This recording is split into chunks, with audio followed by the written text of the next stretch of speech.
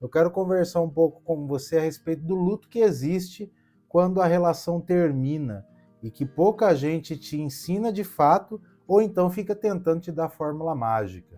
Então fica comigo até o final do vídeo, dá o coração e vem comigo. Mas o que realmente morre quando uma relação acaba? Quando um relacionamento termina, você não perde só a pessoa. Você vai perder o bom dia que era automático, os planos que você projetou com aquela pessoa, ou seja, o lugar onde você se sentia acolhido ou acolhida. E a psicanálise, quando fala a respeito do luto, ela diz que o mundo parece vazio no processo do luto. Mas quando a dor começa a virar autocrítica, no momento em que se termina a relação, o próprio eu começa a se esvaziar. Ou seja, você começa a ter a sensação de falta de valor por conta dessa relação que se foi. E aí a dor deixa de ser pela ausência do outro e começa a virar dívida, dívida com relação ao seu próprio valor. Por isso que você não sofre somente com relação à pessoa que você amava e que foi embora. Você sofre porque você perdeu o que você era com ela. E aí, diante do luto relacional, vem aqueles pensamentos como, por exemplo, eu não consigo superar. Mas por que você acha que não consegue superar? Porque superar não é decidir esquecer, como todo mundo pensa. Superar é você se submeter à realidade de que algo acabou. E aqui é que vem a parte delicada. Porque enquanto você começa a pensar que talvez dê, quando você fica imaginando uma mensagem, ou até mesmo ensaiando conversas na sua cabeça para tentar criar um vínculo ou um contato com a outra pessoa, uma parte sua ainda não deixou o luto acontecer. E aí começa o processo onde a mente começa a negociar com a realidade. E o luto só começa quando realmente a realidade para de ser negociada e ela começa a ser aceita e nós começamos a nos submeter e a viver a realidade que é posta diante de nós. Lembra que agora há pouco eu falei a respeito da autocrítica? Pois é, quando nós não vivemos o luto relacional de forma adequada, a dor deixa de ser a dor e ela passa a ser autoataque. A psicanálise diz que muitas vezes, ao invés de nós sentirmos simplesmente a dor da perda, que é o fato, né, nós começamos a nos culpar por conta da dor. E aí a gente começa com aquele discurso de eu fui insuficiente, se eu tivesse feito diferente, realmente fui eu que estraguei tudo. E quando isso acontece, a dor deixa de ser a dor por conta do término da relação e começa a ser uma batalha de você contra você mesmo. E se culpar, na verdade, ao contrário do que muita gente pensa, se culpar é a forma mais objetiva de você se manter ligado ou manter o vínculo com esta relação que acabou vivo dentro de você.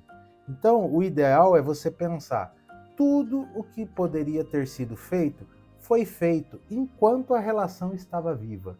Agora eu não preciso mais ficar carregando um vínculo tentando resolver algo com aquilo que já se foi. Como você bem sabe, o luto ele envolve sempre uma despedida. E quando o luto relacional acontece, não é diferente. Quando alguém vai embora, não vai somente a pessoa real que estava conosco.